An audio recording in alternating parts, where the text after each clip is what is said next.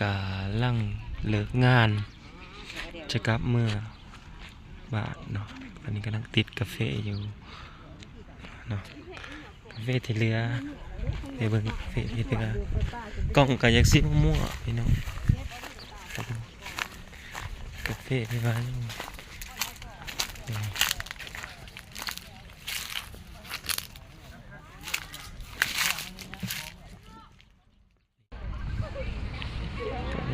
บรรยากาศอันนี้นะพี่น้องเนาะ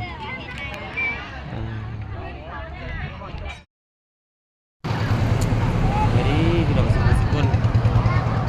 นี่เป็นวันเสาร์เนาะเสาร์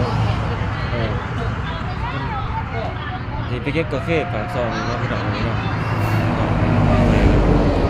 หลายคนไปทักทายสบายดีกันพี่น้องสุขุสุขคนเนาะพบกันอีกกับบ่าวขาวตอนนี้ก็ฮอดยามแรงกับบ่าวก่อนเนาะฝากส่องเลยเด้อบ่าวก่อนมาเอาเลยเด้อรถทันเด้อบ่าวก่อนนี่ก็ส่องเพิ่นก่อนปากเสะเนาะสำหรับของผู้ขาก็สิแม่นทายไปนี่ติบ่าวขาวออฟฟิเชียลทายติสั่นก็เห็นเบิดเอาบ๊ายบาย